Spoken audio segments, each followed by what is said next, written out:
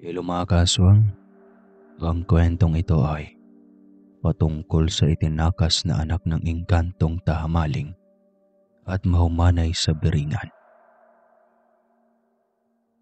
Ang paglalang sa mundo ay may kaakibat na kahiwagaan.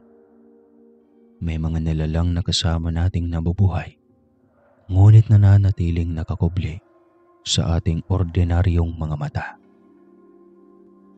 Mga nilalang na patuloy na nagpaparami at bumubuo ng sibilisasyon sa dako paraon. Sa paglalang ng mundo ay may tugmang mekanismo na naghihiwalay sa tao. Hangganan na itinalaga para magkasarinlinhan. Sa pagbuo ng mundo ay may mga espesyal na nilalang. Sila ay ang mga pinili para italagang mamagitan. Mga nilalang na may sapat na kakayahan para makipag-ugnayan o pasukin ang ibang dimensyon. Ito'y nagpapakita na ang pagiging isa ng makasalungat na mundo ay hindi imposible sa hinaharap. Magandang araw, Sir Casper. Tawagin mo na lang ako sa pangalang JR, anak ng isang sundalo. Ang kwentong ibabahagi ko sa inyo ay hango sa totoong karanasan ng aking magulang. Ito ay kwento ng bata na kanilang kinalinga at itinuring na tunay na anak. Tawagin niyo na lang sa pangalang Rex ang aking ama. Nila naman ang pangalan ng aking ina. 5 taon na noong nagsasama ang aking mga magulang. Pero bigo pa rin silang magkaroon ng anak. Halos buwanan kung bumalik ang aking magulang sa doktor. Pero normal naman ang lahat. Ayon sa doktor na tumingin sa aking magulang, kailangan lang ang timing para makabuo sila ng anak. Sa uri ng trabaho ni Tatay Rex ay kung saan-saan siya nakadestino. Dahil walang anak ay palaging bitbit ni Tatay Rex ang asawa, saan man ito makarating. Hindi naman atat si Tatay Rex na magkaanak. Ang kanyang panindigan na kapag may biyaya ang Diyos ay kanyang tatanggapin. At kung wala naman, ay kanyang tanggapin ng maluwag sa dibdib. Si Nanay Tele ang nakakaramdam ng labis na kalungkutan. Palagi siyang nakakaramdam ng inggit sa tuwing may nakikita siyang pamilya na mayroong anak. Nakakaramdam siya ng kakulangan sa kanyang pagkababae. Iniisip ni Nanay Tele na siya'y inutil dahil sa kawalan ng kakayahang magbuntis. Tubong marawi si Tatay Rex. Si Nanay Tele naman ay tubong buhol. Nagkakalal sila ni Tatay Rex ng madistino utoroon. Tulisan si Tatay Rex pagdating sa mga babae. Hindi na nakapalag si Nanay Tele nang dalhin niya ito sa huwes upang pakasalan.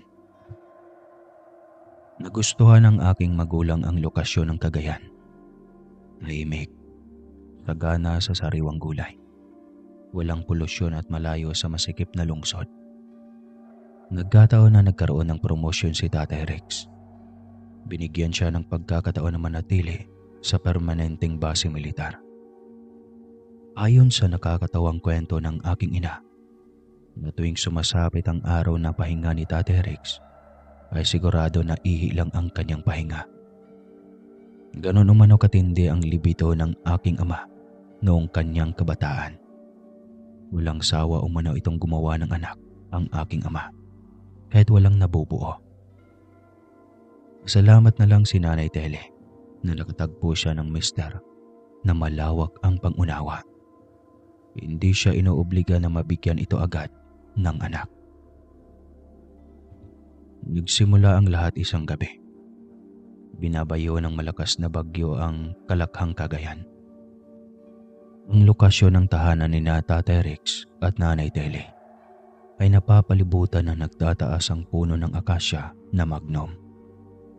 Umuwi si Tatay Rex kinahaponan dahil nag-alala siya sa kalagayan ng nanay. na nag-iisa lang sa bahay. Pagkatapos lang pagsaluhan ng mag-asawa ang mainit na sandali, nagmamadaling tumayo si nanay para muling maligo sa banyo. Si tatay naman ay binuksan ang bintana para manigarilyo. Napatapon si tatay sa kanyang hawak na sigarilyo nang makita niya si nanay na patakbong lumabas ng banyo. Mababaka sa mukha ng kanyang asawa na nahintakutan ito. Mabilis kumilo si tatay. Kinuha ang kanyang baril sa tokador. Agad niyang inusisa ang asawa sa dahilan kung bakit ito natataranta. "Bakit ka natatakot, mahal? May naninilip ba sa banyo?" Usisa ni tatay sa asawa. "Mahal, may narinig akong iyak ng sanggol doon sa banyo. Natatakot na akong bumalik doon. Baka minumulto na ako." Natatakot na paglalahad ni nanay sa mister. "Huwag kang magpaniwala sa mga ganyan, mahal. Siguradong nagmula lang iyon sa langit-ngit ng malalaking punong kahoy sa labas. Halika na. Samahan na kita doon para makaligo ka na." Tugon ni Rex. Pagpasok sa banyo ay nag-usisa si Rex. Sinubukan niyang silipin ang munting bintana doon na nagsisilbing daanan ng hangin. Walang may natunghayan si Rex dahil kasalukuyang bumubuhos ang malakas na ulan. Naisip ni Rex na baka may pinagdadaanan lang ang kanyang asawa. Kaya iniisip niya ang sanggol. Batid niyang matagal nang inaasam-asam ng asawa. "Mahal, umamin ka nga. Meron ka na naman sigurong nakita na mag-ina dyan sa labasan. Kaya ganun na naman ang pinag-iisip mo." Usisa ni Rex sa asawa. "Hindi naman iyon nawawala sa aking isipan. Pero maniwala ka, mahal. Meron talaga akong naririnig na batang umiiyak." Pagpupumilit na Tele sa mister. "Oo na, mahal. Naniniwala na ako sa iyo. Baka sinyalis lang iyon na kailangan natin ditong gumawa ng baby." May pag-iinit na sambit ni Rex. Batid ni Tele na kapag nasimulang tablanan ng diwa ng kamunduhan ang mister, ay tuloy-tuloy na iyon. Kailangan niya itong pagbigyan dahil sigurado na patuloy lang itong mangungulit hanggang sa labas. "Nakaisa ka na kanina tapos gusto mo na namang humirit pa ng isa. Pambihira ka talaga. Sige na, bilisan mo. Maliligo pa ako." Naisaad na lang ni Tele sa mister. Inilapag ni Rex ang baril sa pasamano ng banyo habang binubunggo na naman niya ang isang armas sa asawa na kanina pa nagwawala. Walang nagawa si Tele kundi yumapos na lang sa matipunong katawan ng mister. Sinimulan na siyang pugpugin ang halik ng mister sa leeg na naging dahilan para kusang tugunin ng kanyang katawan ang pagnanasa nito. Sa kalagitnaan ng kanilang pagpapaligaya ng mag-asawa, nang biglang marinig ni Rex ang iyak ng sanggol. Napatigil saglit si Rex sa ginagawa para masigurado kung iyak ng sanggol nga ang kanyang naririnig. "May umiiyak nga, mahal, na sanggol sa labas," bulong ni Rex sa asawa. Hindi na nagawang itigil pa ni Rex ang ginagawa dahil nararamdaman na niyang malapit na siyang umabot sa kasukdulan. Binilisan na lang niya para agad matapos ang nasimulan. "Pambihira ka talagang tao ka, nagawa mo pa talagang tapusin." Panunod yun ni Tele sa mister. Ngumisin na lang si Rex bilang tugon sa pasaring ng asawa. "Mahal, lalabas ako. Siguraduhin mo lang na nakakandado ang pinto. Kahit anong mangyari ay wag na wag mong bubuksan ang pinto, ha? Siguraduhin mo muna na ako ang kumakatok bago ka magbukas ng pinto. Titignan ko lang sa labas kung saan nagmula ang iyak ng sanggol. Mahirap na baka mainiwan ngang sanggol at mapahamak pa." Bilin ni Rex sa misis. Kinuha ni Rex ang gamit na tuwalya ng misis para ipatalokbong. Hindi niya nagawang magsuot ng damit pang itaas dahil sa pagmamadali. Nangantangan niya ang baril habang pasalisin na lumalabas sa kanilang tahanan.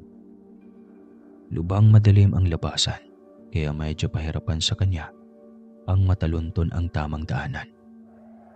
Hindi alintana ni Rex ang magkatumba-tumba sa madulas na putikan habang palihim siyang nagmamanman sa paligid. Pinakinggan niya kung saan nagmumula ang iyak ng sanggol. Sa kanyang sampataha ay nagmumula iyon sa kakahuyan, kaya doon siya dinala ng kanyang mga paa. Habang papalapit sa nagtatayuang puno ng akasya, unti-unting nahahagip ng kanyang paningin ang aandap-andap na tanglaw. Napaatras si Rex nang kanyang mapagtanto na iyon ay nagmumula mismo sa pinanggagalingan ng iyak ng sanggol. Pinagramdaman muna ni Rex ang buong paligid bago gumawa ng panibagong hakbang. Sinigurado niya na walang panganib na nakaamba bago kumilos. Maaaring patibong iyon ng rebelde para masukol siya. Noong masigurado ni Rex na walang panganib, ay mabilis siyang lumapit sa kinaroroonan ng sanggol. Bahagyang nahihiwagaan si Rex sa kanyang nakita. Ang tanglaw o liwanag na kanyang natutunghayan ay nagmumula pala sa nagkumpulan na alitaptap. Nakapalibot ang mga alitaptap sa kinaroroonan ng sanggol. Namanga si Rex sa kanyang nakita sa sanggol. Nakasuot ito ng magarang kasuotan na napapalamutian ng iba't ibang bato. Ang sisidla nito ay nagkikislaban na kulay ginto. Sinadyang ilagay ito sa malaking puno ng akasya na mayroong espasyo sa pagitan na nakauka para hindi mabasa o madaling maabot ng tubig sakaling bumaha. Mabilis na binuhat ni Rex ang sanggol. Tinalokbongan niya ito ng dala niyang tuwalya para hindi mabasa. Patakbo siyang umalis para bumalik sa loob ng bahay. Habang nangyayari ang lahat, may merong dalawang nilalang na nakasubaybay sa buong pangyayari. Ang dalawang engkanto na naging daan para mapunta sa kakahuyan ang bata. Si Harim na isang lambana at si Chico na isang nimpa. Nagmula silang dalawa sa syudad ng Baringan. Isang tunggalian ng kapangyarihan ang naganap doon. Sinubukang katalisikin ng mga dalakit noon si Haring Amil. Mabuti na lang at dumating ang mga mandarigmang tahamaling at mahumanay. Kaya naitakas ang hari. Pansamantala itong nagtago sa lugar ng kanyang magulang sa Banahaw. Naiwan si Leonora ang kanyang kabit na engkantong tahamaling. Ang asawa ni Haring Amil ay isang dalakit noon. Kilalang dalakit noon sa pagiging mapamarusa, tuso, manloloko na uri ng engkanto. Naunang nabuntis si Leonora kaya nag-alsa ang dalakit noon. Hindi nila matanggap na ang magiging tagapagmana ng trono ay magmumula sa kareda ng hari. Habang nagaganap ang labanan, ay pasalisi na nagpakuha si Leonora ng sanggol para ipalit sa kanyang anak. Inatasan niya ang kanyang pinakamalapit na tagasilbi na lambana at nimpa na ilayo muna ang prinsipe. Batid ni Leonora na wala na siyang tagapagtanggol sa Baringan. Tanging kamatayan ang naghihintay sa kanilang mag-ina doon. Bago pa masakutin ni Saraya si Leonora, ay nagawa ng maitakas ang prinsipe. Isang huwad na anak ang kasama ni Leonora na pinugutan ng ulo. Matagal lang naghahangad na magkaroon ng anak ang mag-asawang Chico. Palagi ko silang naririnig na gustong-gusto na ng babae na magbuntis. Nalulungkot na nga ako sa babae dahil panay ang kanilang paggawa ng bata. Pero bigo pa rin silang makabuo. Paglalahad ni Harim, isang lambana. Ay naku Harim, ang ginawa mo pang dahilan ng kawalan nila ng anak. Libasa, gusto mo lang manilip. Pinubusuhan mo ang mag-asawa. Aminin mo na, ginagawa mong pampalipas oras ang paninilip sa makabundong aktibidad ng mga tao. Prangkang saan ni Chico sa kasamang lambana. O bakit napunta sa akin? Nandito tayo para maghanap ng pamilyang aampun sa bata. Salamat ka na lang at napadali ang ating paghahanap dahil sa kalimitang pagtatambay ko sa mundo ng mga tao. Sumbat ni Harim sa kasama. Ayaw mo lang aminin na ikaw ang pinakamanyakis na lambana. Banat ni Chico. Ayaw patulan ni Harim ang patutsada ng kasamahan niyang nimpa. Dahil siguradong mauuwi lang sa pisikalan ang kanilang pagtatalo. Titirisin na naman siya ng nimpang kaibigan. Ayaw ng mga lambana. Babalik na tayo sa baringan. Anyaya ni Harim sa kanyang kasamahan. Sila iyong namataan ni Rex na nakala niyang kawan ng alitaptap. Nagsunuran kay Harim ang kanyang kawan. Naiwan si Chico doon para patuloy na magsubaybay sa mag-asawa. Sa kabilang banda naman ay kasalukuyang kumakatok si Rex nang walang humpay sa pinto. Nagmamadaling humakbang si Tele palabas ng kanilang silid. Kakatapos lang niyang maligo. Nagbuhos lang siya ng tubig sa katawan para mawala ang lagkit na kanyang nararamdaman. Nagmadali din siyang lumabas sa banyo dahil nag-aalala siya sa mister na medyo natagalang makabalik. Mahal, buksan mong pinto. May pagmamadaling tawag ni Rick sa asawa. Sumilip muna si Tele sa munting sewang para masigurado na mister niya ang tumatawag. May pagmamadaling binuksan niya ang pinto nang kanyang masigurado na mister nga niya ang tumatawag. Mahal, tama ka. May bata nga sa labas. Pahayag ni Rex sa misis. Ipasok mo na sa loob, mahal. Sino kaya ang irresponsableng magulang na nag-abandona sa kanyang anak sa kalagitnaan ng pananalasa ng bagyo? Nababahalang pahayag ni Tele. Mababakasa ng pagkamangha ang mukha ng mag-asawa nang tuluyang tumambad sa kanila ang ayos ng sanggol. Lalatagan ng iba't ibang hiyas, bato, ginto, ang telang ipinambalot sa sanggol. Ang mismong saplot ay may disenyo na nagkikislapang mga bato. Mahal, hindi ako nagkakamali. Mga tunay ang hiyas at bato. Pati ang basket na pinaglalagyan ay tunay na ginto. Paglalahad ni Tele sa mister. Sikasuhin muna natin, mahal, ang sanggol. Kanina pa ang iyak niya. Siguradong nagugutom ng batang ito. Padidiin mo muna kaya para tumahan. Suwestyo na Rick sa asawa. Gutom ang bata. Ginaya mo pa sa'yo na kahit walang mahihita sa dibdib ko ay sinusungkaban mo. Maghagilap ka na muna sa kusina. Pagka may makita ka doon na maaari nating ipadede sa kanya. Utos ni Tele sa mister. Bumalik si Rex na kumakamot sa kanyang ulo. Anong ititimpla ko sa kanya, mahal? Kape? Saan ko ilalagay? Sa tasa? Lalabas na lang siguro ako. Susubukan ko maghanap sa labasan. Mangangalampag na lang ako doon para makahanap. Babalik din ako agad, mahal. Ikaw na muna dyan ang bahala. Paalam ni Rex sa asawa. Sinuong ni Rex ang malakas na ulan at hangin. Nagliliparan ang mga sanga ng punong kahoy. Wala siyang magagawa kundi ang magkipagsapalaran kaysa tumirik pa ang mga mata ng sanggol sa kakaiyak. Napapamura na lang si Rex habang binabagtas ang baha sa daan. Ang ulan naman ay kay sakit sa balat. Butya, ganito pala kahirap maging ama. Mas madali palang gumawa kaysa magpalaki. Nasambit ni Rex sa sarili.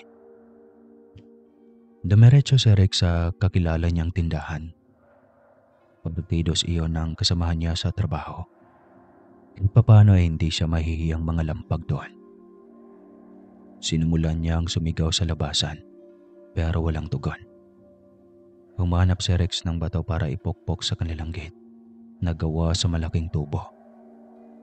Pagkalipas ng ilang minuto, ay mayroong napailaw sa kanya gamit ang flashlight.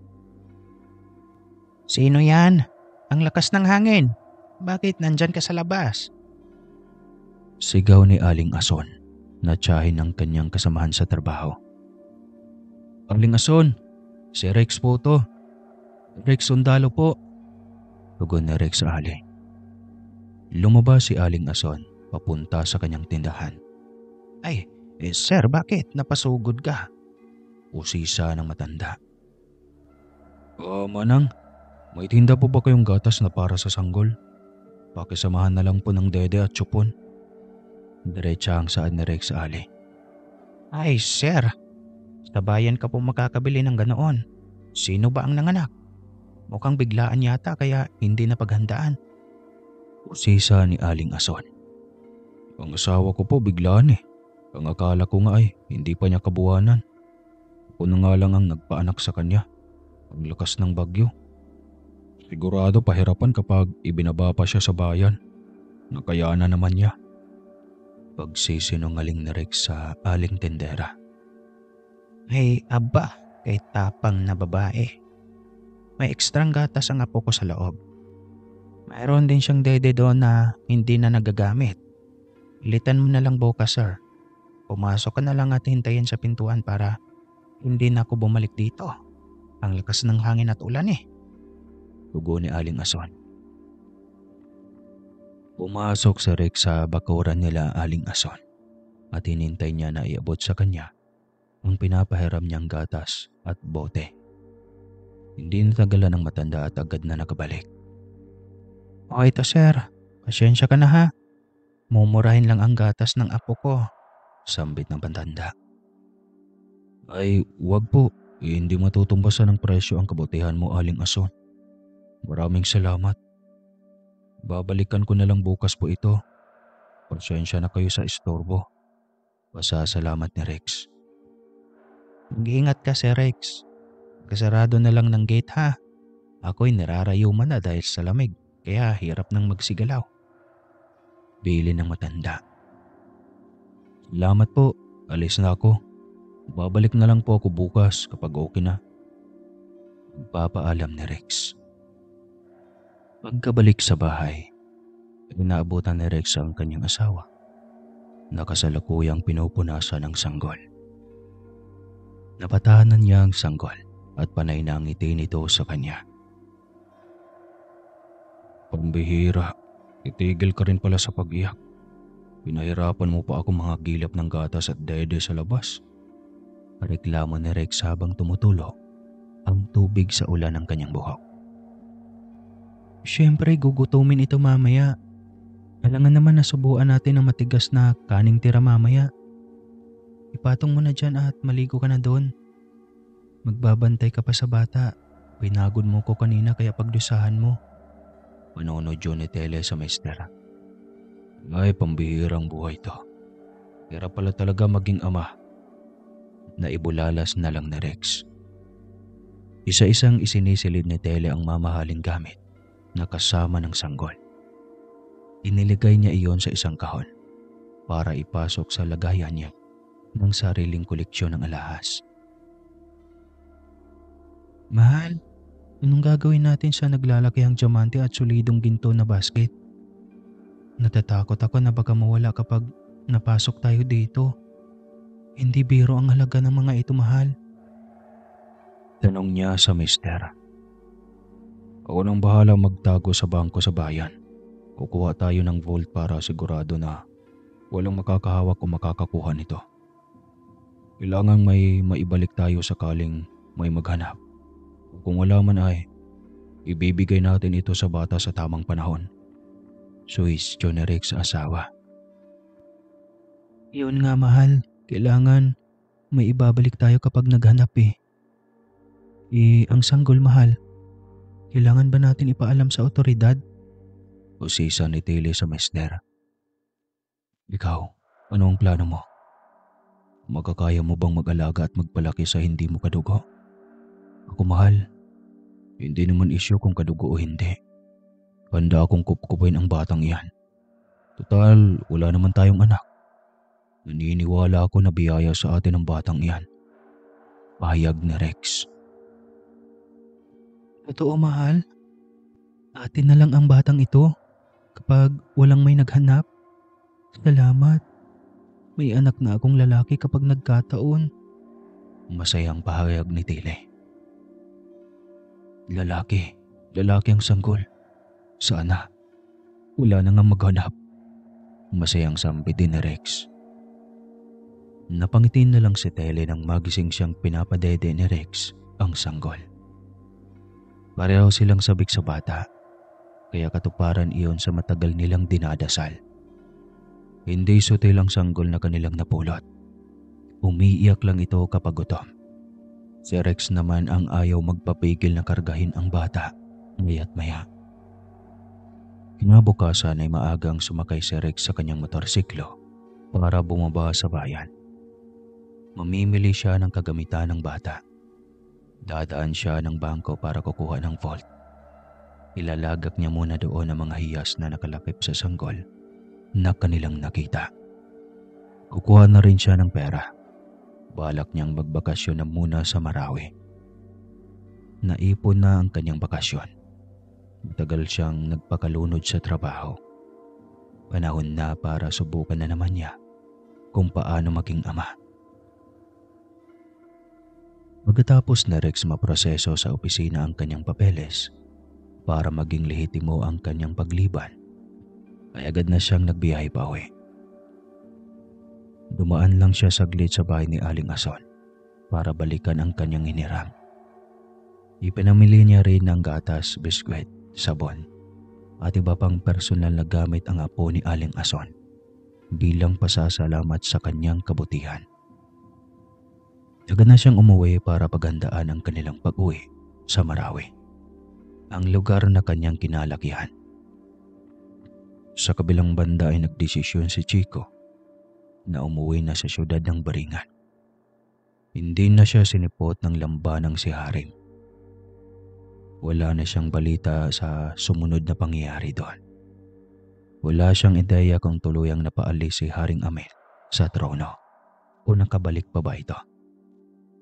Ang sigurado lang si Chico na patay na si Leonora at ang batang engkanto na kanilang ninakaw para ipamalit sa prinsipe. Narinig ni Chico ang plano ng mag-asawa na plano nilang umalis para magbakasyon kasama ang prinsipe. Panahon na para tuluyang ipagkatiwala na muna niya sa mag-asawang mortal ang batang engkantong prinsipe. Magiging bantalang ang presensya nila sa bata para matunton ng dalagit nun. Kailangan na isipin ng lahat na patay na ang anak ni Leonora, ang panganay na anak ni Haring Amel. Kaya yun nga, nagdesisyon si Chico na bumalik sa siyudad ng Baringan, kung saan ay dati siyang nakatalagang personal na katiwala ni Leonora. Akmang papasok pa lang siya sa loob ng Baringan, ay nagkalat na sa labasan ang mga dalagit nun. Hindi siya agad nakapasok dahil kailangan pang siguraduhin na hindi siya napapabilang sa mga engkantong may partisipasyon sa rebelyon laban sa hari.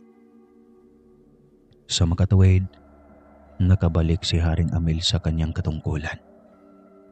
Nasabi na lang ni Haring sa sarili, masakit ang pangyayari para sa hari dahil naging kaswalidad ng rebelyon ang kanyang pinakamamahal na engkantadang tahamaling na si Leonora. Ang pinakamasakit pa sa hari ay ang kanyang inakala na patay na ang kanyang panganay na anak. Matagal bago ipinasok si Chico sa buka ng lagusan ng Baringan. Pinapatawag ka ni Haring Amel, Chico. Ulat ng lambanang tagabantay sa lagusan. Bakit hindi na nakabantay si Haring sa lagusan ng Baringan? Usisa ni Chico sa bantay na lambana. Tinanggal na si Haring sa katungkulan. Binawi na ni Haring Amel ang kanyang selyo. Hindi na siya kasapi ng konseho. Ulat ng lambana. Napangiwi na lang si Chico nang madaanan niya ang mga dalagit noon. na kasalukuyang pinapahirapan ang mga magigiting na mandirigmang mahumanay. Sigurado na ipapadala iyon mula sa iba't ibang panig ng komunidad ng mahumanay ang mga iyon para mabawi ang beringan sa mga dalakitnon. Nandoon ang hari at reyna ng Banahaw, ang komunidad ng engkanto na pinanggalingan ni Haring Amel. Kumbaga, ang hari doon sa syudad ng beringan ay isang emperador, hari ng mga hari ng engkanto. Kapital na syudad ng mga engkanto ang beringan. Kilalang syudad na kanlungan ng mga engkantong dalakitnon. Nahahati ang beringan sa dalawang pamumuno. Ang lokal na pamunuan ay hawak ng dalakitnon. Ang pangkalahatan ay hawak ng emperador. Nagkataon lang na doon itinayo ang unang templo ng emperador, kaya ipinagpatuloy hanggang sa kasalukuyan. Sinubukan ng lokal na pamunuan ng hari ng dalakitnon na buwagin ang panunungkulan ng emperador. Sa tulong ng mga kawal ng emperador, ginagawa niyang tumakas papunta sa Banahaw. Ngayon ay kailangan ng mga dalakitnon na pagbayaran ang kanilang kapangasan. Ang masaklamp lang ay dahil patay na si Leonora, ang legal na karida ng hari. Batid halos lahat ng mga engkanto na pumayag ang emperador na maging asawa si Saraya na dalakitnon. Kapalit ang itim na punyal. Ang itim na punyal na hawak ng dalakitnon ay ginamit noon para maisarado ang balon na nagtataglay na masamang enerhiya na banta sa pagkalipol ng lahat ng engkanto. Naging reyna si Saraya pero kahit minsan ay hindi nakikipagsiping sa kanyang hari. Naging malaking bantang pagbubuntis si Leonora. Ayaw ni Saraya na maungusan ng mga engkantong tahamaling, kaya naganap ang rebelyon. Napagpasyahan ng mga dalakitnon na patayin ang emperador kasama ang kanyang kirida at anak na lalaki. Maaaring maparusahan at mapanagot ang may kagagawan sa pamumugot kay Leonora. Nagtagumpay pa rin si Saraya dahil nagawa niyang buharahin sa kanyang landas ang prinsipe na tagapagmana. Mahal na Haring Amel, narito ako para tugunan ang iyong pagpapatawag sa akin. Ano ang maipaglilingkod ko, mahal na hari? Usisa ni Chico sa hari. Sabihin mo sa akin kung bakit nararapat ka na hindi parusahan, Chico. Narito ka nang maganap ang pagpugot kay Leonora. Wala ka man lang nagawa, Chico. Panunumbat ng hari. Ano ang panaman ng isang hamak na nimpa kumpara sa dugong bughaw na mga engkanto, Haring Amel? Isa akong sanggunian ng kaalaman at hindi maggiting na kawal, ubatak na mandirigma. Hindi kami tumakas ni Harim Lambana, nakasubaybay kami kung paano pahirapan. Ugutan ng ulo ang mag-ina. Ikaw, Haring Amel, ang nag-iwan sa kanila. Sana wag mong ibunton ang galit mo sa aming mga engkanto na walang sapat na kakayahan para baliktarin ang sitwasyon. Handa kaming mamatay para kay Leonora at sa sanggol. Nagkataon lang na hindi kami ang punteriya. Matapang na pahayag ni Chico sa hari. Mahal na Haring Amel, nararapat lang na parusahan ng kamatayan ang tampalasan na engkantong nimpa na yan. Wala siyang galang sa iyo, mahal na Haring Amel. Suwestyon ng konseho ni Haring Amel. Simula sa araw na ito, ay inaalis na kita, Chico, sa iyong katungkulan. Magiging pangkarniwan na nimpa ka na lamang. Sang-ayon ako sa iyong isinambit. Wala nga akong nagawa ng mga panahong iyon. Paano pa kaya kayong mahihina ng engkanto? Walang pananagutan ng lambanang si Hari at nimpang si Chico. Malaya na silang makaalis sa beringan. Pahayag ni Haring Amel. Minabuti ni Chico na lumabas na sa beringan at bumalik sa lugar kung saan siya unang nanirahan. Sa lugar kung saan nararapat ang tulad niyang nimpa na isang tanod ng kalikasan. Si Harem ay bumalik sa pagiging sundo ng mga engkantong namayapa para husgahan sa syudad ng Baringan. Nandoon ang puno ng buhay, ang tumatakda sa kapalaran ng engkantong namayapa. Sa pagkagat ng bunga nito ay matutukoy kung aakyat ba siya sa langit, muling isisilang o magkaroon ng walang hanggang kamatayan. Sinadya ni Siko si Harem para mag-iwan ng tagubilin. Mainis pang lambanan nang maramdaman niya ang presensya ni Chico. Magpakita ka na, Chico. Umali nga sa amoy mo. Anong kala mo sa akin, walang pang-amoy? Kita ng lambana sa kaibigan. Ang daya mo talaga. Hindi mo na ako binalikan. Niyaan mo kong marap kay Haring Amil na nag-iisa. Nagtatampong pahayag ni Chico. Wala ka namang ginagawa kundi inisin ako. O ano? Siguro, hindi ka naman naparito para inisin ako. Batid mo na ang katayuan ko kaya huwag ka nang magpaligoy-ligoy pa. Sabihin mo na ang iyong sadya. Diretsa ang tanong ni Harim sa kaibigan. Nandito lang ako para iapilin sa iyo na muli akong babalik bago sumapit ang 18 taon sa lupa. Kailangan na pareho nating haharapin ang paglalahad ng katotohanan bilang mga saksi. Bili ni Chico sa kaibigan. Abangan kita, Chico. Paghandaan ko ang oras na iyon. Pangako ni Harim sa kaibigan. Kanya-kanya na muna ng buhay ang magkaibigan na engkanto. Bigo si Haring Amel na mapatalsik sa posisyon si Saraya. Kaya nananatili ang dalagitnon na kanyang rena. Gumamit si Saraya ng ibang dalagitnon para matukso ang hari. Nakamit ni Saraya ang minimithi.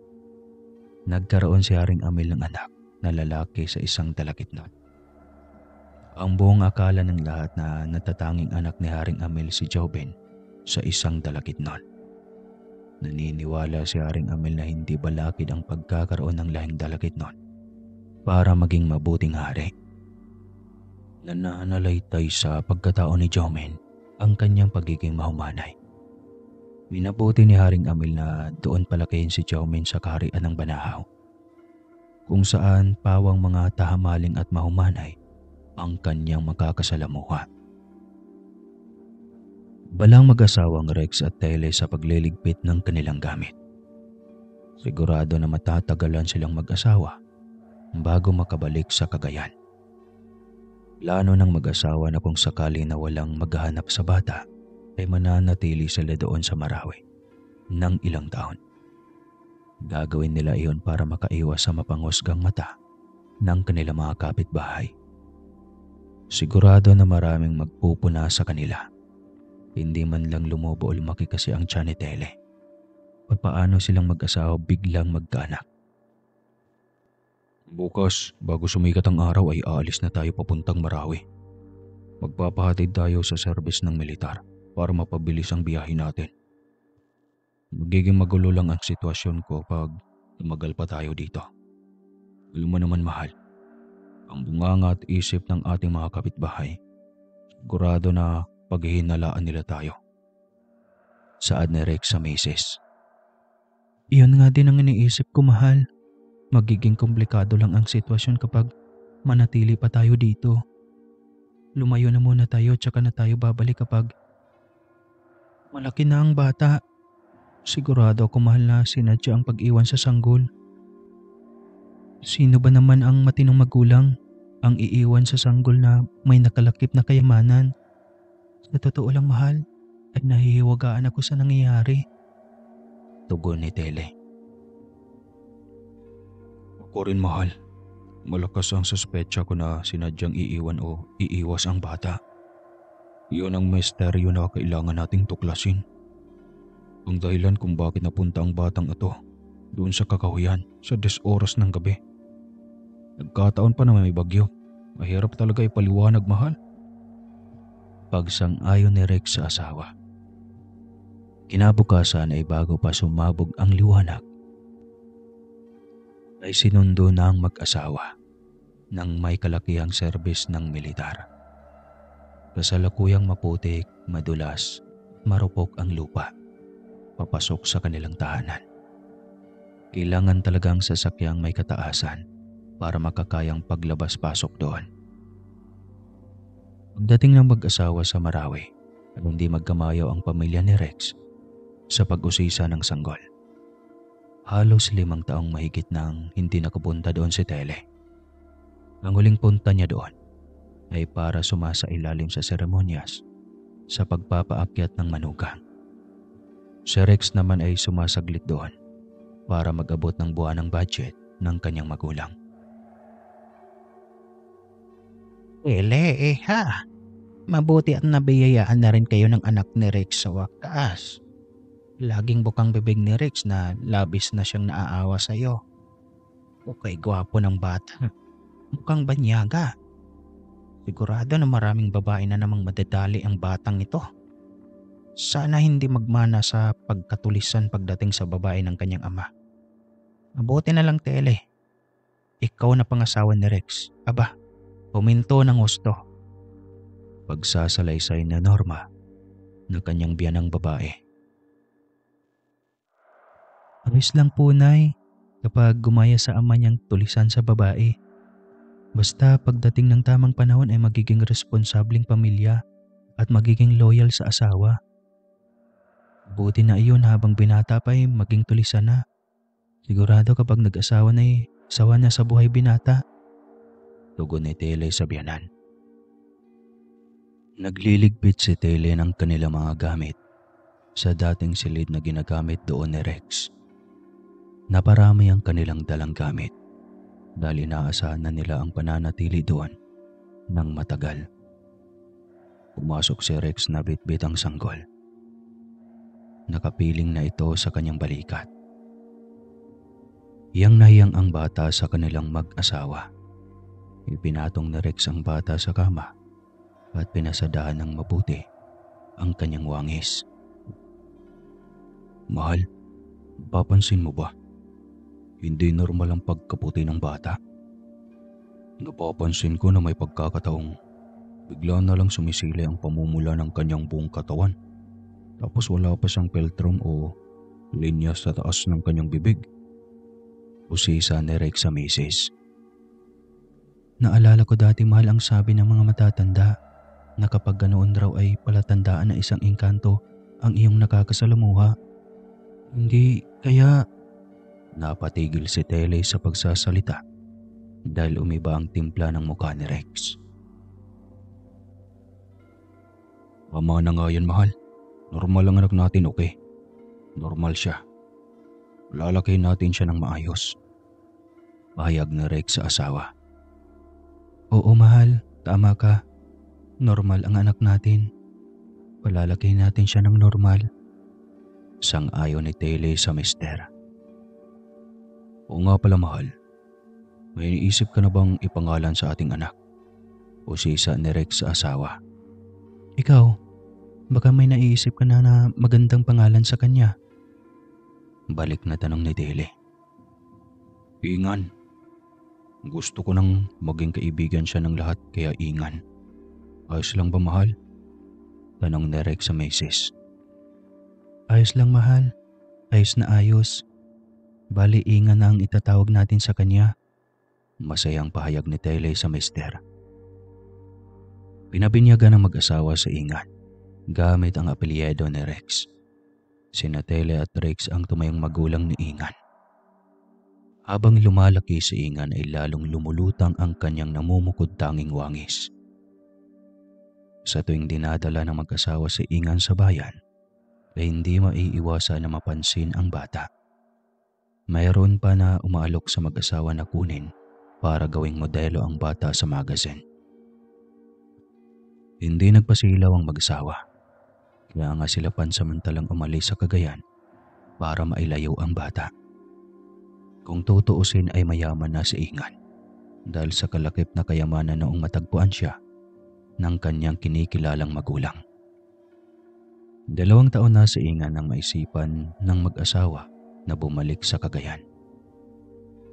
Mahal, 2 taon nang nakalipas. Siguro hindi na magtataka ang mga tao sa atin kapag umuwi tayong may dala na anak. Paglalahad na Rex sa misis. Sa tingin ko mahal ay napapanahon na rin para bumalik tayo sa Cagayan. Maayos naman tayo dito pero iba pa rin kapag magkasarilinhan tayo. Doon ay hindi tayo mangingiming magpundar dahil sarili natin. Lumalaki na rin si Ingan. Doon na sa atin ay maalaya siyang maglilibot dahil malapad ang bakuran natin doon. Pagsang-ayon ni Tele sa pahayag ng mister. Sige mahal, bukas. Tutuloy ako sa bahay natin.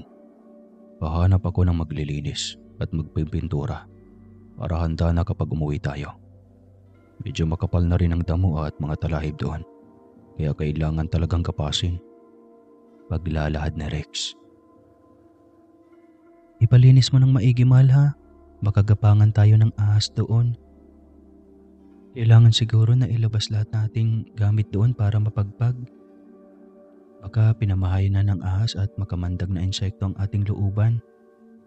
Kumuha ka na lang ng maaaring bayaran doon para siya na ang mamahala sa pagsasaayos ng ating bahay. Suhestyon ni Tele sa mister. Alam na alam ko mahal ang mga galawan mo. Duda ka na naman ba na baka may katatagpuin ako doon? Sige na, saglit lang ako doon. Orasan mo pa ako. Kakausapin ko lang si Aling Ason. Iwan lang ako ng panggasto sa kanya. Paberong tugon ni Rex sa asawa. Mabuti kung ganoon. Iba na yung sigurado. Mailay ko ba't nananawa ka na sa akin?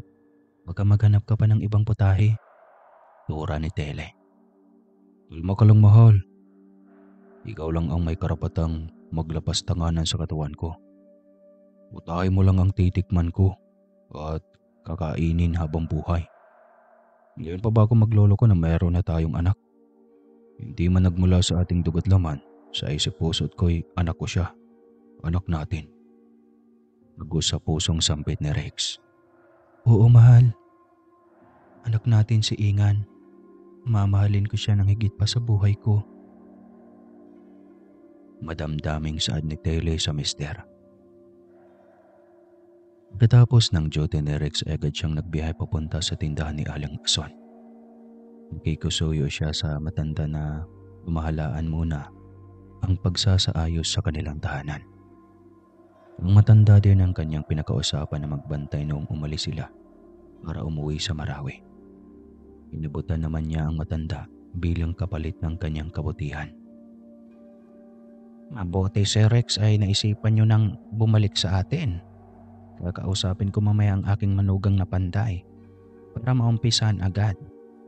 Ako na ang bahala sa pagpapasaayos at paglilinis ng bahay mo, sir. Kailan ba plano niyong uuwi dito para may paghanda ko man lang kayo ng makakain? Kahit na lang doon ay makakabawi ako sa kabutihan niyong mag-asawa. Usisa ng matanda. Susunod na linggo Aling Ason. Sapat na siguro ang ilang araw para matapos ang pagpintura at paglinis sa buong bahay. Sabado daw kami ng umaga alis sa Marawi. Siguro mga tanghali ay nandito na kami. Tugon ni Rex sa matanda. Tamang-tama lang yan Sir Rex na pananghalian pagdating nyo dito. Sigurado na pogi ang anak mo. Piyado malaki na ang bata, mabilis nang tumakbo. Halos 2 taon na rin kayong nawala dito sa atin. Sabik na sambit ng matanda. Kanino pa ba magmamana Aling Ason kundi sa tatay? Ang bait ng anak ko, sigurado magkakasundo kayong dalawa. Masayang pahayag na Rex. Inaangkas na ni Rex ang matanda papunta sa kanyang bahay. Para maging mabilis ang pagbalangkas niya ng panuto. Ibinili niya sa matanda ang nais niyang ipagawa sa bahay. Pagkatapos ay inihatid niya ang matanda pa uwi. Nagabot siya ng perang panggasto sa matanda. Dadagdagan ko na lang sa Sabado, Aling Ason, kapag kinulang. Ako na ang bahala sa iyo pagka-uwi ko dito. Maraming salamat. Uwi na ako. Alam mo naman si Tele, palaging tamang hinala. Paalam ni Rex sa matanda. Hayaan mo na, ganon talaga kaming mga babae. Ipanaglihi sa hinala. O siya, mag-iingat ka sir. Pabol ng matanda. Mabilis lumipas sa mga araw. at sumapit na ang nakatakdang panahon na muling uuwi ang mag-asawa. Naging emosyonal ang magulang ni Rex dahil nasanay na ang mga ito na palaging may maingay ang bahay. Labis na napamahal sa dalawang matanda si Ingan.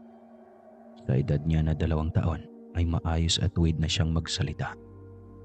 Naaaliw ang dalawang matanda sa kadaldala ng bata. Bago nga magpananghali ay nandoon na sina Rex at Tele sa kanilang tahanan sa Cagayan. Nagmukha itong bago dahil sa pagpintura. Naghaan na si Aling Aso nang dumating ang mag-asawa. Sir Rex, Day Tele, hali na kayo sa pagkainan. Sigurado ginutom kayo sa biyahe. Kumain na kayo habang mainit pang sabaw ng tinola. Native ang manok na ginamit ko. Ako mismo ang kumatay. Mahirap na baka mabiktima tayo ng double dead. Masayang sambit ng matanda. Nag-abala ka pa, Aling Ason. Sigurado na abala ka rin sa iyong mga gawain. Maraming salamat po talaga. Sasalamat ni Tele. Siya na ba ang anak niyo? Ang laki na niya talaga. Nasasabik na usisa ng matanda. Nakatulog si Ingan sa biyahe. Kasalukuyan siyang nakayakap sa balikat ng ama. Tinakloban siya ni Tele para hindi makalanghap ng alikabok habang naglalakad sila papasok. Nakaidlip Aling Ason sa biyahe. Ganyan talaga si Ingan. Kusang matutulog kapag inaantok. Hindi mo yan mariringgan ng iyak. Sobrang bait talaga na bata. Pag-uulat ni Rex sa matanda. Ako na muna ang hawak sa kanya para makakain kayong dalawa ng maigi. Pag-aalok ng matanda. Binalaan na ni Rex ang matanda na masyadong mabigat si Ingan. Malakas pa naman si Aling Ason sa kabila ng kanyang edad. Pagkaabot niya sa bata, ay agad siyang umupo sa kabiserang upuan ng mag-asawa. Ayos lang ba na kakalasin ko ang nakatalokbong sa kanya na lampin? Total, nandito na rin tayo sa loob. Medyo malinsangan na rin at baka magtubig pa ang kanyang likod. Pamamaalam ng matanda. Ayos lang, Aling Ason. Itanggal na lang po. Sang-ayon ni Tele. Nagulantang si Aling Ason ng kanyang matunghayan, ang wangis ng bata. Umiba ang timpla ng kanyang mukha. Nahalata agad na Rex ang biglaang paglaho ng kasiyahan sa mata ng matanda. Aling Ason, ayos ka lang ba? Mumaba ang iyong pakiramdam. Usisa ni Rex sa matanda. Nagmadaling kinuha ni Rex ang bata sa pag-aagala. Biglang nahilo ang matanda. Dali-daling tumayo ang matanda at tinalunton ng pintuan, bintana, para ipinid. Nakikita ni Rex ang biglang pamumutla ng matanda na halatang may iniinda. Aling Ason, may problema ba? Huwag kang matakot. Usisa ni Rex sa matanda. Sir Rex, Day Tele, Diyos ko. Diyos na mahabagin. Ang batang sinasabi niyo na inyong anak. Ang inyong anak. Utal-utal na pahayag ng matanda. Aling Ason, sabihin mo. Huwag kang matakot. Paninigurado na Rex sa matanda. Ang anak niyo ay walang bahid ng isang mortal. Hindi tao ang hinakala niyong anak. Isang engkanto ang anak niyo. Pinakabahan na pahayag ng matanda. Sigurado ka ba, Aling Ason? Paano mo nasabi na isang engkanto ang anak namin? Sabihin mo kung paano. Usisa ni Tele sa matanda. Matagal na ako sa lugar na ito. Bago pa kayo makarating dito ay matagal nang may nangyayari. Mga pangyayari na mahirap ipaliwanag. Mga nilalang na tumatawid sa lagbusan. Bukas ang espiritual ko na pandama. Alam ko ang wangis o itsura ng isang engkanto. Sigurado ako na ang batang kinakalinga niyo ay isang mahumanay o tahamaling. Hindi ako takot sa kanilang lipi dahil kilala silang mababait hanggat hindi nasasaling. Subukan niyong paapakin ang bata sa abo at asin. Sigurado na magiging maras ang kanyang tugon. Ngayon din ay gawin niyo para mapatunayan natin kung tama o mali ang hinuha ko. Suhestyo ng matanda. Agad kumilo si Rex. Kumuha siya ng ilang dakot ng abo sa diuling na saingan. Inilagay niya ito sa sahig at sinamahan ng sandakot na asin. Pinaapak niya doon si Ingan habang tulog. Napatalong si Ingan. Namimilipit ang bata sa sobrang sakit. Dumaing ito ng sobrang sakit. Nagkatinginan na lang ang tatlo habang sinusuyod ng malungkot na tingin ang bata. Si Rex ang unang tinitignan ng bata habang nagmamagkaawa ito at tulungan ng kanyang ama. Umiyak na lang si Ingan dahil sa kawalan ng tugon sa kanyang magulang. Nabag si Aling Ason kaya agad siyang lumapit sa bata at niyakap ito ng mahigpit. Lalong humagulgol ng iyak ang batang si Ingan dahil sa kanyang pag-aakala na galit ang kanyang magulang sa kanya. Huwag kayong mag-alangan na lumapit sa bata. Mabait siyang engkanto. Huwag kayong matakot. Iba ang kinakatakutan ko kaya ako pinipinid ang pinto. Kumalma kayong mag-asawa. Pag-usapan natin ang masinsinan ito. Pagpapahinuhod ng matanda sa tensyon. Inabot ni Aling Ason kay Rex ang bata. Agad naman siyang kinalong ng ama at tinalo para tumahan sa pag-iyak. Napayapos ang bata sa kanyang kinikilalang ama. Magtapat nga kayong dalawa sa akin. Saan ba talaga galing ang batang ire? Huwag kayong magsinungaling sa akin. Nandito ako para tulungan kayo. Seryosong saad ng matanda. Nipilitan si Rex na isalaysay sa matanda ang buong pangyayari. Taimtim naman na nakikinig ang matanda. Hindi alip-tap-tap ang tanglaw na gumagabay sa bata, kundi mga lambana. Balikan mo ang sapultang bata dahil sumasabay ito sa kanyang paglaki. Hindi ako magkakamali. Nabibilang sa lipi ng dugong bughaw na engkanto si Ingan. Hintayin na lang nating sumapit ang kanyang 18 na kaarawan. Usa siyang kukunin ng sagradong lungsod o mas kilala sa atin na Biringan City. Pahayag ni Aling Ason sa mag-asawa. Aling Ason, asahan ko na walang makakaalam sa totoong pagkatao ng aming anak. Ayaw namin na maranasan niyang mahusgahan dahil sa kanyang totoong pagkatao.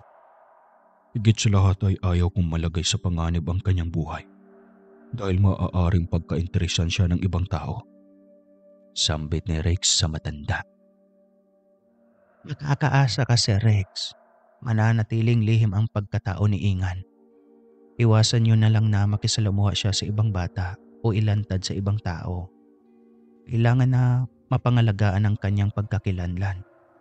Naglipa na ng albularyo at babaylan na may kakayahang matukoy ang pagiging engkanto ni Ingan.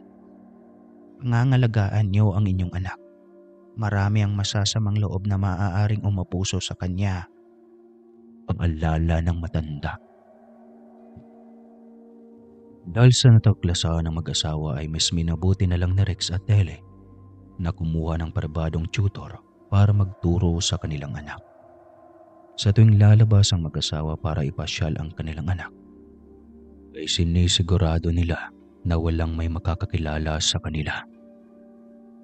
Magandang halimbawa si Ingan ng isang anak na masunurin sa magulang. Natutuhan niya kung paano makontento sa mga bagay na mayroon siya. So ting lumalabas si Ingan kasama ang kanyang magulang, ay palaging pinagtitinginan siya ng mga tao.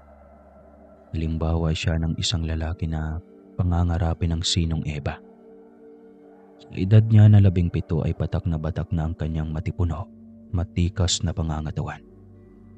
Papansin noon ng kanyang magulang na labis ang panghina ni Ingan sa tuwing pinuputulan ang kanyang buhok. Hinahayaan na lamang na humaba ang kanyang madulas at unat na buhok. Agaw pansin ang pagsibol ng mga munting ulang nunal sa kanyang mukha hanggang katawan. Lalo iyong namumula kapag nagagalit o kinakabahan ang binatilyo. Isang gabi, habang natutulog si Ingan, ay bigla siyang nakarinig ng walang humpay na putukan. Nagkataon na duty ang kanyang tatay Rex, kaya bigla siyang sinilaban ng takot. Pangamba na maaaring pinasok ng rebelde ang base militar na pinapasukan ng kanyang ama. Hindi nagsayang ng oras si Ingan. Agad siyang nagsalisi sa kanyang ina na lumabas. Sigurado na hindi siya papayagan kapag nagpaalam pa siya. Tumakbo si Ingan sa nagtatayuang punong kahoy. Doon siya dadaan para palihim siyang makapuslit doon sa pinapasukan ng kanyang ama. Lalong lumalakas ang putukan habang papalapit si Ingan sa kuta ng mga militar na pinapasukan ng kanyang ama. Habang pasipol-sipol na nakaupo si Chico sa malaking sanga, inahagip ng kanyang mata ang isang pamilyar na mukha. Dali-daling bumaba si Chico para sundan ang binatilyong engkanto. Bati ni Chico na mayroong engkwentro ang mga mortal sa hindi kalayuan. Kinakabahan si Chico nang kanyang mapagtanto na maaaring matamaan ng pulbura at tanso na bala si Ingan. Nagmadali si Chico para puntahan si Harim na kanyang kaibigan. Kailangan na kumilos sila agad dahil maaaring malagay sa peligro ang buhay ng prinsipe. Pagkarating niya doon sa bukana ng lagusan papuntang Baringan, hinarangan siya ng lambana. Kailangan ko makausap si Harim. Importante ang pakay ko sa kanya. Hayaan niyo akong makadaan. Sambit ni Chico sa mga lambana. Mahigpit ngayon sa pagtanggap ng bisita ang syudad. Pinaghahandaan ang paparating na koronasyon ni Prinsipe Jaume. Doon ka na lang sa bukana. Ipapatawag na lang si Haring. Pahayag ng mga lambana. Hindi natagalan ay nakalabas si Haring. Pungas-pungas pa ito na halatang naabala sa kanyang ginagawa. Napaga yata ang pagpunta mo. Bala ko na rin pumunta sa iyo. Dahil sa plano ng hari na itinalaga ang kanyang anak sa isang dalakit noon para maging emperador. Saad ni Harim. Harim, samahan mo ko. Nanganganib ang buhay ng prinsipe. Sumugod siya doon sa digmaan ng mga mortal na gumagamit ng asuge, pulbura at tanso na armas. Natatakot na pahayag ni Chico. Paano? Ngayon pa talaga ang prinsipe nakapaglaro sa kamatayan. Ngayon na kailangan natin siyang maitawid sa Baringan para pigilan ang koronasyon ni Prinsipe Jaume na kanyang kapatid. Halika na nga, Chico. Dalhin na natin bago pa tayo mahuli. Aligagang saad ni Harim. Nagmamadali ang dalawang engkantong papunta sa kakahuyan. Kailangan na mahabol nila si Ingan bago pa mahuli ang lahat. Maaaring ikamatay ng isang engkanto kapag natamaan ng bala ng baril. Isang balang gawa sa tengga. Purong tanso ang maaaring gamitin para kitilin ang buhay ng isang makapangyarihang engkanto. Pagkarating ni Ingan sa kuta ng militar, ay sinalubong siya ng makapal na usok. Bagya siyang nakaramdam ng pagkahilo ng masamyo niya ang nakakasulasok na amoy ng pulbura na nagmumula sa baril. Tuloy-tuloy ang pagtagos ng bala doon. Unti-unting lumalamlam ang usok at tumambad ang kanyang presensya doon. Huwag kang gumalaw. Paano ka nakapasok dito? Sambit ng sundalo. Umarap si Ingan na nakataas ang kamay. Nakita niya ang sundalo na may hawak ng baril at nakatutok sa kanya. Sir, anak po ako ni Tatay Rex. Narinig ko po ang putukan kaya tumakbo agad ako papunta dito. Pagpapakilala ni Ingan. Sarge, anak nga iyan ni Kapitan. Nakita kong litrato nilang magpamilya sa opisina niya. Mukha lang niyang banyaga pero totoong anak ni Kapitan Rex ang binatilyong yan. Pagpapatunay ng isa pang sundalo. Halika, dumapa ka. Hanggat nagkaputukan, ay wag na wag kang aalis sa pagkadapa. Bili ng sundalo kay Ingan. Sir, nasan si tatay? Usisa ni Ingan sa sundalo. Ang opisina sa likod ang unang napasok ng mga rebelde. Sana buhay pa silang lahat doon. Sagot ng sundalo. Lalong uminit ang labanan. Nagkapalitan ng malalakas na putok. Nagsimula ng hagisan ng granada ang looban. para mahirapan matuntun ang mga rebeldeng nakakubli doon. Nagsalisay si Ingan. Buong tapang siyang sumuot sa makapal na usok para hanapin ang kanyang ama. Hanggang nakarating siya sa mga silid. Hinanap niya doon ang silid na mayroong pangalan ng kanyang ama. Agad pumasok si Ingan. Nakita niya doon ang kanyang ama. Sinasapo ang kaliwang dibdib na may tama ng bala. Nakasandal ito sa may dingding habang naghahabol ng hininga. Tatay, Tatay Rex, tay, lumaban ka tay. Ilalabas kita dito. Matangis na sambit ni Ingan habang niyayapos ang ama. Anak, sakaling hindi ako makaligtas, ikaw na ang bahala sa iyong ina. Huwag na huwag mo siyang pabayaan, anak. Habilin ni Rex sa anak. Huwag kang magsalita ng ganyan, tay. Maliligtas ka. Ilalabas kita dito. Kumapit ka lang, tay. Papanatag ni Ingan sa ama. Inalalayan ni Ingan ang ama para makatayo. Masyadong matangkad ang kanyang ama, kaya pahirapan ang pag-alalay niya dito. At manglalabas na ang mag-ama nang biglang may humarang sa kanilang mga rebelde. Pinipihit na ng rebelde ang gatilyo para barilin ang mag-ama. Natulala ang mag-ama nang matunghayan nila ang dalawang kakatuwang pangyayari. Hindi makontrol ng rebelde ang baril. Tumutok ito pabalik sa kanya. Pumutok ang baril.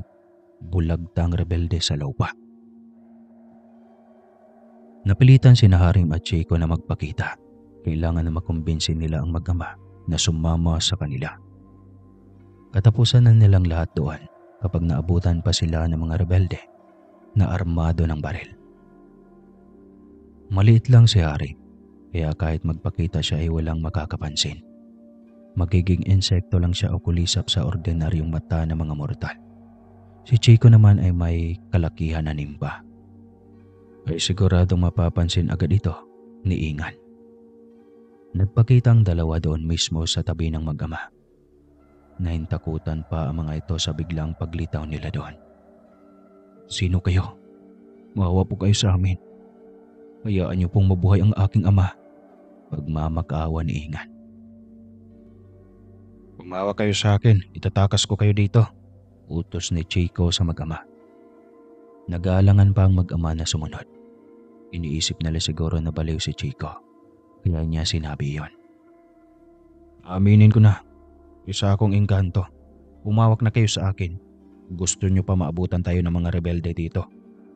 Madiin na sambit ni Chico. Unang humawak sa Rex at sumunod si Ingan. Gumamit si Chico ng inkantasyon para maalis ang mag-ama doon. Naramdaman na lang ng mag-ama na nandoon na silang dalawa sa bakuran ng kanilang bahay. Doon na bumigay si Rex. Nawalan siya ng malay tao dahil sa dami ng dugo na nawala sa kanyang katawan. Tulungan niyo kung madali si tatay sa ospital. Parang awa niyo na. Tulungan niyo ang tatay ko. Pagmamakaawa ni Ingan sa nimpa. Napag-isipan ni Chico na pwede niyang gamitin ang pagkakataon na iyon para madala si Ingan sa syudad ng Baringan nang hindi sa pilitan. Pumapayag ako na paggilingin ko ang iyong ama. Kapalit ng isang kondisyon. Paglalad ni Chico. Tatanggapin ko kahit anumang kondisyon. Basta iligtas mo lang ang aking ama sa bingit ng kamatayan. Pagsang-ayon ni Ingan. Pinagtutulungan nilang mabuhat si Rex papasok sa loob ng bahay. Nataranta si Tele nang makita niyang kalagayan ng mister. Naliligo sa sariling dugo. May tama ng baril sa kanyang dibdib. Anak, anong nangyari sa tatay mo? Usisa ni Tele sa anak habang umiiyak. Naambos na mga rebelde ang kuta ni Tatay Nay. Kaya ako tumakas para puntahan si tatay. Mabuti na lang tinulungan ako ng aking bagong kaibigan. Ang buong akala ko ay doon na kami mamamatay ni tatay. Huwag kang umayak, Nay. Nangako ang aking kaibigan na engkanto na ililigtas niya si tatay. Payag ni Ingan sa kanyang ina. Engkanto? Sinong engkanto? Namamanghang sambit ni Tele. Sinimula ni Chico ang panggagamot kay Rex. Ginamitan niya ng sariling enerhiya para mabuhay at humilom ang organong napinsala sa katawan ni Rex. Kusang lumabas sa katawan ni Rex ang nakabaong bala. Binasura ng kanyang katawan para tuluyang humilom ang pinsala. Unti-unting binukas ni Rex ang kanyang mga mata. Umayos ng pagkaupo ang matipunong sundalo. Nagmadaling kumuha si Tele ng maligamgam na tubig para ipunas sa katawan ng kanyang mister. Tay, kumusta ng pagkaramdam mo? May masakit pa ba sa nararamdaman mo? O sisa niingan sa ama. Ayos na ako, anak. Nanumbalik na ang aking lakas. Akala ko talaga ay madadali na ako doon. Salamat, anak ko. Pero anak, bawal ang ginawa mo. Maaari mong ikapahamak ang pagpasok sa kampo. Mabutit hindi ka pinaulanan ng bala pagkapasok mo doon. Tugon na Rex sa anak. Hindi ko alintanang panganib, tay. Ayoko mawalan ng tatay. Naramdaman kong nasa panganib ka, tay. Kaya nangas akong pumasok doon. Hamakin ko lahat, tay, para sa inyo ni nanay. Paliwanag ni Ingan sa kanyang magulang. O nga pala, tay, ang bago kong kaibigan ang nagligtas sa iyo. Isa siyang engkanto. Huwag kang matakot, tay. Mabait siya, tay. Pahayag ni Ingan sa kanyang ama. Salamat, kaibigan. Anak, paano ako matakot sa kanya? Katulad mo siya, anak. Sigurado na kilala ka niya. Tatapat ni Rex sa anak.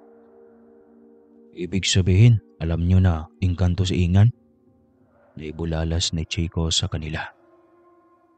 Oo. 2 taon pa lang siya ay alam na namin na iba siya. Espesyal. Kaya nga todo ingat at protekta kami sa kanya. Paglalahad ni Rex sa nempa. Aamin na rin ako. 2 kami dito. Isang lambanang kasama ko. Kami ang nag-iwan sa engkantong prinsipe noon. Panimula ni Chico sa usapan. Nagbalik tanaw si Chico mula umpisa hanggang sa kasalukuyan. Inihayag ni Chico ang rason kung bakit kailangan ni Ingan bumalik sa syudad ng Baringan. Kailangan niya doon bumalik para bigyan ng hustisya ang babaeng nagluwal sa kanya, si Leonora. Tay, Nay, salamat. Kahit hindi ako nagmula sa inyong dugo't laman, ay itinuring niya akong tunay na anak. Kahit minsan ay hindi ko naramdaman na may kulang sa aking pagkatao. Madamdaming pahayag ni Ingan sa kanyang magulang. Anak, huwag mong sabihin na hindi ka namin anak. Baliktarin man ang mundo, ay mananatili kang nakatatak sa aming puso. Magbalik-balik man tayo sa nakaraan. Ikaw at ikaw pa rin ang pipilian namin, anak. Tugon ni Rex sa anak.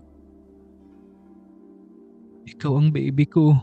Kahit tumawid ka man sa syudad ng mga engkanto ay sinisigurado ko sa iyo, anak, na mayroon kang mababalikan. Saad ni Tele sa anak. Kailangan na may suot muli ni Ingan ang kanyang sutlang balute bago bumalik sa syudad ng Biringan. Sa inyo pa rin ba ang sutlang iyon? O sisa ni Chico sa mag-asawa? Oo, naitago namin ang kalakip na damit at lalagyan ng bata. Paninigurado ni Rex. Ayon sa ulat ni Harim na malapit na ang koronasyon ng prinsipeng si Jomin. Kailangan na nilang magmadali bago pa mahuli ang lahat. Kailangan na mapigilan ang koronasyon. Si Ingan ang panganay na anak, kaya siya ang lehitimong tagapagmana ng emperador. Sinong mag-aakala na ang batang kinalinga namin, minahal at inangkin at totoong anak, ay isa palang tagapagmana ng emperador? Madamdaming pahayag ni Rex. Kinabukasan ay sinadya ni Rex ang bangko na pinagtaguan niya ng mga kalakip na kagamitan ni Ingan. Namangha si Rex dahil lalong dumadami ang batong palamuti. Lalong tumingkad ang kulay at higit sa lahat, lumakit bumigat ito ng ilang beses. Pansamantalang umuwi si Harem sa Beringan para magmanman. Nandun siya para alamin ang eksaktong araw kung kailan gaganapin ang koronasyon sa prinsipe. Pagkatapos makakalap ng kailangan na impormasyon, ay agad bumalik si Harem para magulat. Ayon kay Harem, na isasabay ang koronasyon sa kabilugan ng buwan sa mundo ng mga mortal. May ilang araw pa silang natira para mapaghandaan ang araw na iyon. Naging abala si Rex sa pagsagot sa aligasyon na inambento na niya ang kasamahan noong maganap ang pag-atake. Ipinakita niya ang kanyang dibdib para magpatunay na nakatamo siya ng tama ng gabing iyon. Nabalot pa rin ng kuro-kuro at question ang kanyang testimonya. Tay, tumigil ka na kaya sa pagiging sundalo? Voluntaryo ka nang lumabas sa serbisyo, tay. Wala nang makakasama dito si nanay kapag umalis ako. Isa pa, tay, magiging panatag ang isipan ko kapag nandito ka. Sigurado ako na mayroon akong ama na mapabalikan. Iiwan ko sa inyo ni nanay ang malaking tipak na ginto. Sigurado ako na makakaya na kayong payamanin ito ng todo-todo, tay. Tapusin mo ang nasimulan mong pag-aaral, tay, para maging ganap na ang kadalaghasaan mo sa batas. May regalo ako sa inyo ni nanay, ang matagal niyo nang minimithi na dalawa. Saad ni Ingan sa kanyang ama. Oo anak, para sa ikakatahimik ng puso at isipan mo, ay magre-retiro ako ng maaga. Sapat na ang naiambag ko na serbisyo para sa bayan. Paninigurado na Rex sa anak. Ginamit ni Ingan ng ilang araw bago sumapit ang koronasyon ng kanyang kapatid para mapag-aralan ang kanyang kapangyarihan na namana pa niya sa kanyang ama't ina. Ginabayan si Ingan ng 2 engkanto na lambana at nimpa para lalong maging bihasa sa paggamit ng salamangka. Pagsapit ng araw na itinakda ay formal na nagpaalam si Ingan sa kanyang magulang. Naging emosyonal naman ang kanyang ina sa paghihiwalay nilang tatlo sa unang pagkakataon. Nay, huwag kang umiyak. Ayokong magkaroon ng pangit na kapatid. Gulayin mong maging masaya dahil 2 na kayo ngayon. May nilalang na sumisibil sa iyong sinapupunan. Sigurado na nagmula talaga sa inyo ni tatay. Masayang pahayag ni Ingan sa ina. Anong ibig mong sabihin, anak? Nagdadalang tao ako ngayon? Usisa ni Taylor sa anak. Oo, nay. Yun ang tinutukoy kong pinakamagandang regalo ko sa inyo ni tatay. Alagaan niyo ang aking kapatid. Nabigo ka tay na gawin akong junior mo. Ngayon tay, wala nang makakapigil sa iyo. Mayroon ka ng junior. Bibigyan niyo siya ng palayaw na JR. Nasasabik na paglalahad ni Ingan sa kanyang magulang. Ginamit ni Harry ang kanyang kakayahan na pumasok sa Beringan bilang tagapagsundo ng mga engkantong namamatay. Ipinagbabawal iyon ng batas sa loob ng syudad ng Beringan na magpapapasok ang isang lambana ng buhay na engkanto man o mortal. Undang sumugal si Harem alang-alang kay Leonora na pinangakuan nila noon. Kasalukuyang nagaganap ang ritual ng pagsasalin. Todo ang ngiti ni Saraya habang pinagmamasdan si Jomin na nakaluhod sa harap ng kanyang ama.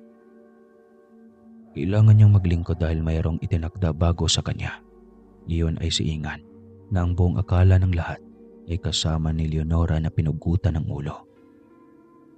Lahat ng komunidad at kasalukuyang kabihas na ng engkanto ay nandoon para saksihan ang pagsasalin ng pamumuno sa panibagong emperador. Kumpleto ang hukbong pandigma ng bawat pangkat ng engkanto sa labas ng Beringan. Iyon ang pagkakataon na hinihintay ni Harem at Chico para ipakilala ang naiwang anak ni Leonora. Pagkakataon na rin iyon para maibunyag ng dalawa ang totoong kaganapan ng gabing pugutan ng ulo si Leonora at ang huwad na anak nito.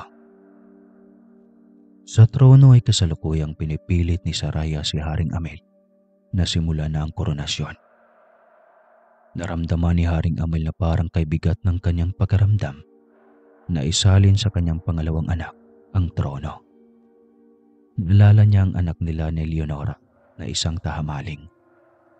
Pangarap ni Haring Amel na ang papalit sa kanyang trono bilang emperador ay katulad niya na isang dugong mahumanay, tahamaling. Napilitan si Haring Amel na tumayo para sunduin ang kanyang anak na si Jomin na umakyat sa taas ng trono. Hudyat iyon na kinikilala ni Haring Amel ang kakayahan ni Jomin na pamahalaan ang mga reyna at hari sa kasalukuyang mga kabihasnan. Palakpakan ng lahat, lalong-lalo na ang mga dalakit nun. Kampante naman ang hari at reyna ng Banahaw na napalaki nila ng maayos si Jomin. Lumaki si Jomin na ang kapiling niya ay mga tahamaling at mahumanay na kilalang mapagkumbaba at mababait na engkanto. Hindi siya nalalayo sa mga ito dahil nananalaytay sa kanyang ugat ang lahi ng kanyang ama. Obligado na si Haring Amel na hirangin ang kanyang tagapagmana dahil magsisimula na siya sa pagiging umalagad para maging kapantay ang mga diwatang tagapangalaga ng kalikasan, mortal at engkanto. Parehong nakatayo na si Haring Amel at Jomin sa magkabilang panig ng trono.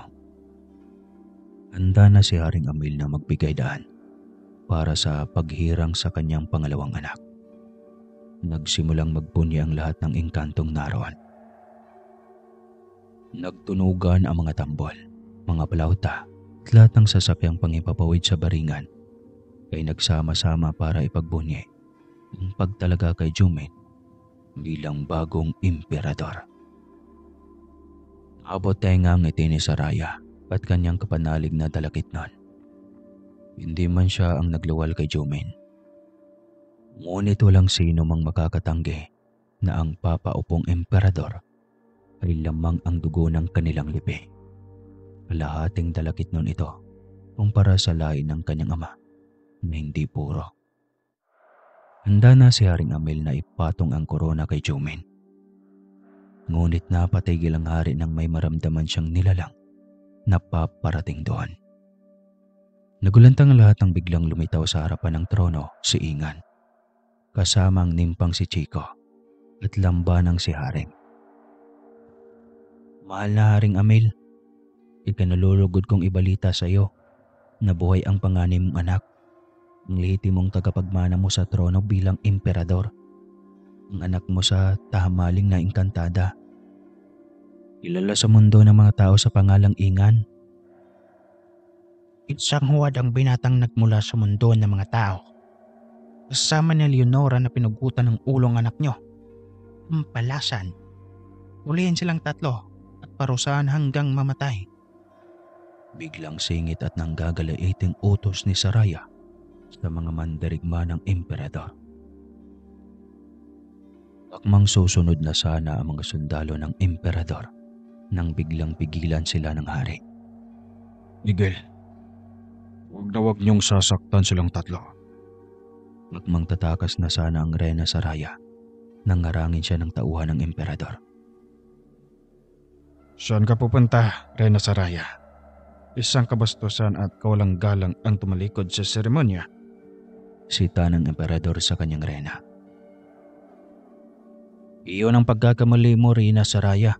Bago mo pa ipinag-utos na pugutan ng ulo ang mag-ina, ay nagawa na naming makahanap ng huwad na sanggol bilang kapalit ng prinsipe na aming naitaka sa mundo ng mga tao. Bilang patunay, ay suot ni Ingan ang buhay na baluti na personal ginawa para mga laga sa kanya. Dakben si Reyna Saraya at ikulong sa piitan kasama ng buo niyang angkan, maliban sa pamilya ni Jomin. Utos ni Haring Amel sa kanyang mandirigma. Tumayo si Jomin para magbigay daan sa kanyang nakakatandang kapatid. Ayos lang ako, Ama. Nararapat lang na mailuklok ang tunay na nakatakda na magiging iyong tagapagmana. Sapat na sa akin ang kaharian ng Banahaw para pamunuan. May pagpakumbabang saad ni Jomin sa ama. Makiat ka anak. Walang pagsidla ng aking saya nang makita ang dalawang pinakamahalagan na nilalang sa aking buhay. Ang dalawa kong anak. Pahayag ni Haring Amel. Sinundo ni Jomin ang kanyang kapatid para igaya paakyat sa trono ng kanilang ama. Ang mag-amang Amel at Jomin ang nagpatong ng korona sa panibagong emperador ng Beringan. Si Haring Ingan na lumaki sa mundo ng mga tao. Pagkatapos ng pagsasalin sa trono, pinagsimula ang magkapatid na Jomin at Ingan na magkasamang itinaguyod ang buong pamayanan at pangkat ng engkanto, piling ang kanilang amang si Amel. Sina Harem at Cheiko ay itinalaga ni Haring Ingan na kasapin ang kanyang panibagong konseho kasama ng kanyang kapatid na si Jomin. Paminsan-minsan ay isinasama ako ni Kuya Ingan sa Beringan City, ang hari ng mga hari na lumaki sa piling ng mga mortal. Si Haring Ingan ang nagbalangkas ng batas na nagpapatnugot na maaaring mag-asawang isang engkanto at mortal. Si Haring Ingan din ang nagbukas ng Beringan para sa mga mortal. Kaya nung nakapag-asawa si Kuya Ingan at nagkaanak ng isang babae, ang ugali nito ay parang sa mortal. Gustong-gusto makipaghalubilo sa mga mortal ang anak niyang si Carolina. At ngayon, hinihiling ko na lahat ng mag-like at mag-comment sa kwentong ito ay pagpalain habang buhay. Wakas.